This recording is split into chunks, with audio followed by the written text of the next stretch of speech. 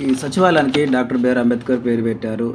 దీని ఎత్తు 265 అడుగులు, పరిమాణము 28 ఎకరాలు. దీంట్లో 635 గదులు ఉంటాయి.